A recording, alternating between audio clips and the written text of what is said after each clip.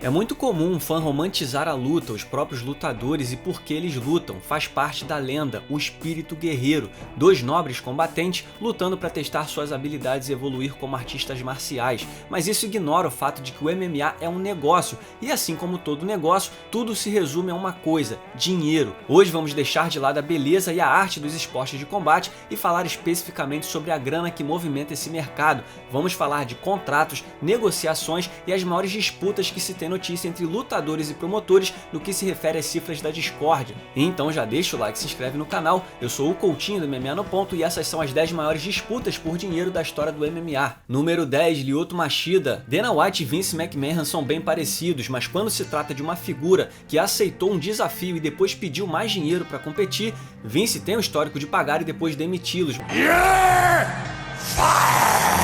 Mas Dana White não tá nem aí. Depois do auge de sua carreira, Lyoto Machida foi convocado com 3 semanas de antecedência para substituir um lesionado Phil Davis contra Rashad Evans no UFC 133 e aceitou. O UFC então pediu que ele voasse imediatamente para os Estados Unidos para começar a se preparar para a luta. Foi aí que, segundo Dana White, Lyoto teria pedido o mesmo valor da bolsa de Anderson Silva. A lógica usada pelo karateka, segundo ele contou ao Sherdog, era que treinar nos Estados Unidos e levar seu time inteiro para lá era caro demais. E como essa era uma luta de alto risco e ele estava aceitando de última hora, ele disse ao UFC que gostaria de ser pago da mesma forma que Anderson Silva era, mas ele fez isso depois de já ter aceitado a luta. White disse ao MMA Junkie qual foi sua resposta ao empresário de Lyoto. Abre aspas, você tá de brincadeira? Mande Machida conquistar o que Anderson Silva conquistou e aí quem sabe ele pode ganhar a mesma coisa que Anderson Silva. Tenha um bom dia, fecha aspas. Não pegou bem, Lyoto então acabou retirado da luta e foi substituído por Tito Ortiz. O lado bom é que a tentativa falhada de encher o bolso não arranhou sua relação com o evento, já que meses depois ele enfrentou Joe Jones no UFC 140 pelo título dos meio pesados. Como Dana White disse, às vezes as pessoas perdem a cabeça. Número 9, Stipe Miocic. Exemplo de trabalho duro e disciplina dentro e fora do octógono, Stipe Miocic é visto como aquele cara que vai abaixar a cabeça, fazer o seu trabalho e não vai reclamar disso. Esse é o jeito do cara. Mas quando Miocic descobriu que Alistair Overeem tinha na verdade feito mais dinheiro do que ele como desafiante pelo título dos pesados no UFC 203, essa postura voou pela janela. Mas nem tanto. Ele não chegou a confrontar Dana White numa mesa de blackjack ou tuitou uma aposentadoria surpresa, mas ele deixou claro sua frustração no programa The MMA Hour de Ariel Helwani. O campeão tratou a discrepância nos valores pagos como um tapa na sua cara e por mais que ele tentasse renegociar seu acordo, segundo ele, as coisas não deram muito certo, mas nem por isso ele deixou de cumprir seu dever. Ele seguiu lutando sob o mesmo contrato, derrotando Júnior Cigano e Francis Ngannou, se tornando o campeão dos pesados com o maior número de defesas de título na história do UFC. Como resultado, o UFC anunciou a super luta dele contra o então campeão dos meio pesados, Daniel Cormier. Tava na hora de faturar o que ele sempre sonhou, só que não. Sua bolsa divulgada foi entre 600 e 750 mil dólares.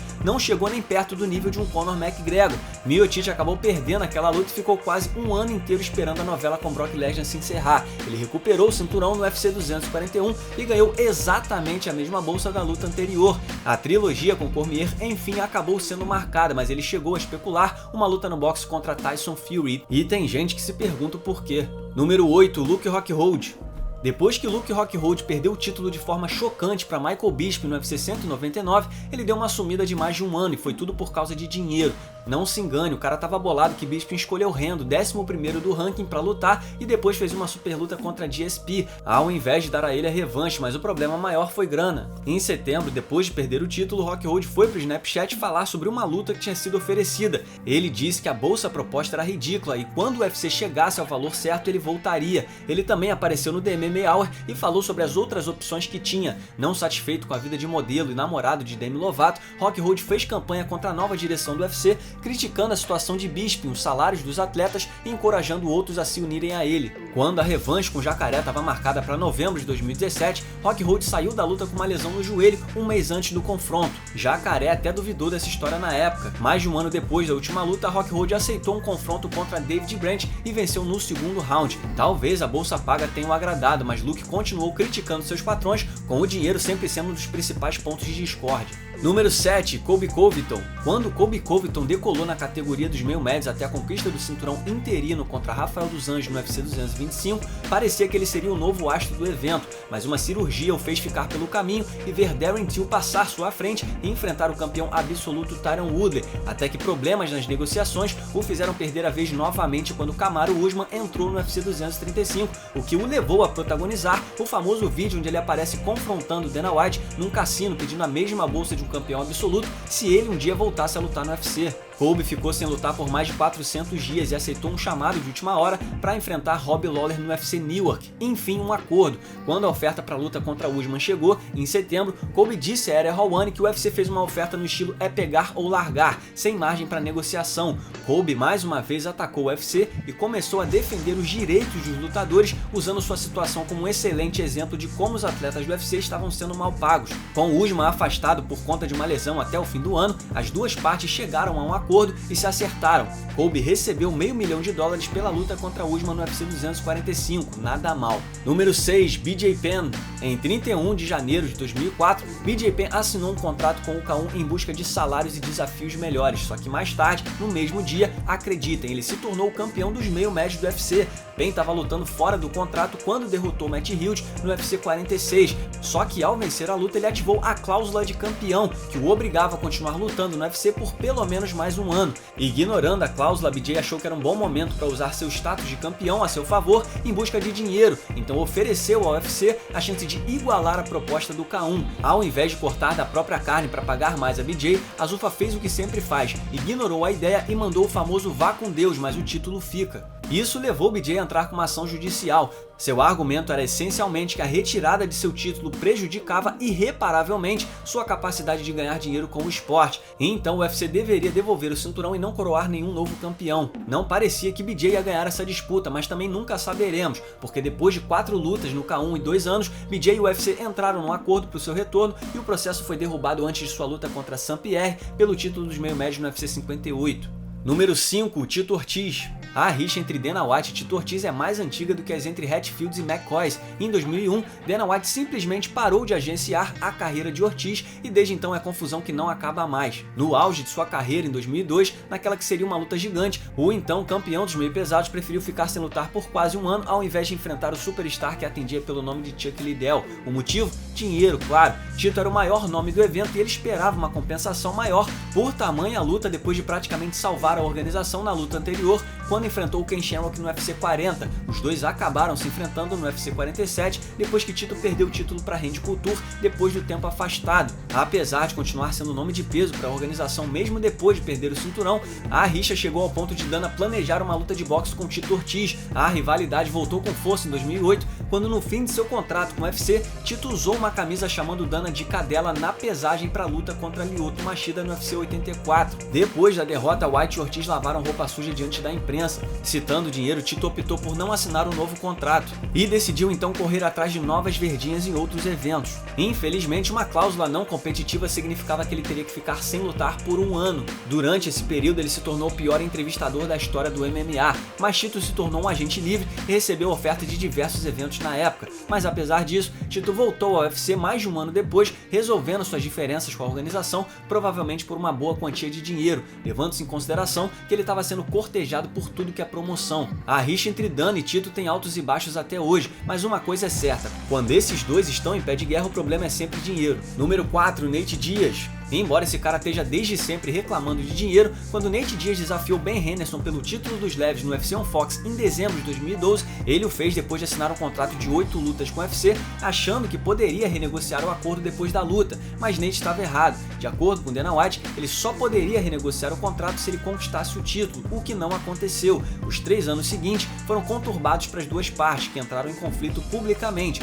com Nate lutando apenas 4 vezes durante esse período e ameaçando se afastar completamente, faturando apenas $40 mil pela vitória contra Michael Johnson, onde ele faria seu lendário desafio a Conor McGregor. Era difícil ver a luz no fim do túnel, já que o UFC nunca enxergou um astro Nate Diaz. His brother is a needle mover. He's not.